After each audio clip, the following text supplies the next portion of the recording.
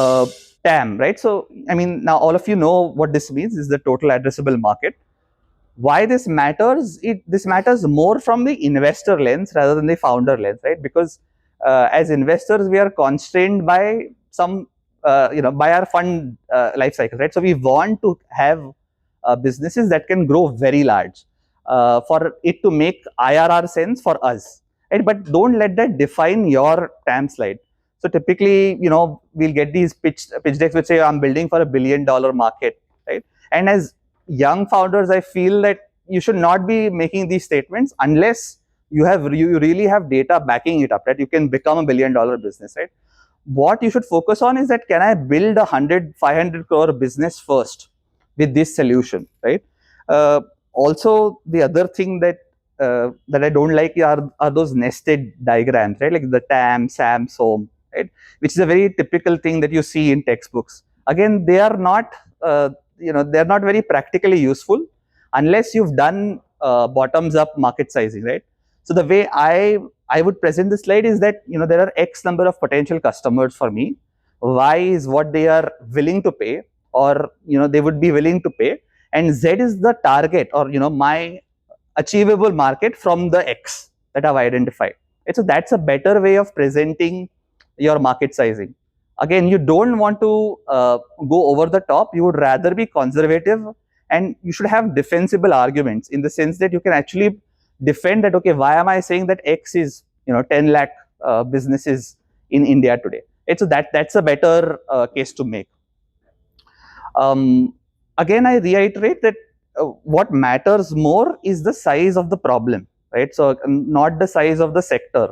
So if you have a 500 crore market with a deeply burning problem, right, where the customers are willing to pay, that is much more valuable than a 50,000 crore market which has a very lukewarm problem, where you will face a lot of difficulties in convincing the customer to buy your product.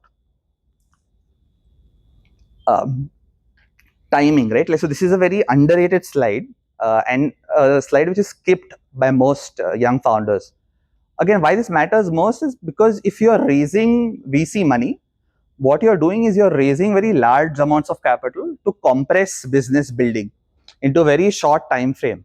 And so typically, if you see, traditionally businesses are built over a 10, 20, 30-year-old time frame, right? But what you're trying to do with VC money is compress that into a 5 to 8 year cycle, which is extremely difficult to do, right? And without a why now, right, without a specific tailwind for your business, it is practically not possible, right? So then it becomes very essential that you explain to the VC that why is this the right, or why is this the opportune moment to be building this business. Now, typically there are three key drivers for any tailwind, right? Either it is technology related, we've all seen the advent of AI and the businesses that it has unlocked.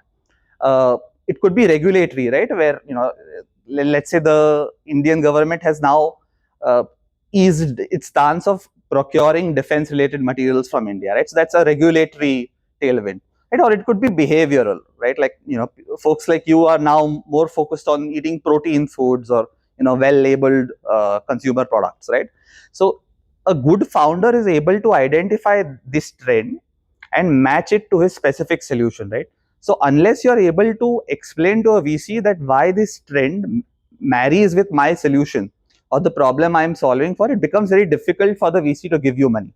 So this is a very underrated side. So there is actually a stat which says that VCs actually spend the most amount of time on understanding the why now of a business, right? Because that is what that really matters. The market makes the business. It's not the other way, right? So it's very essential that you think through this slide.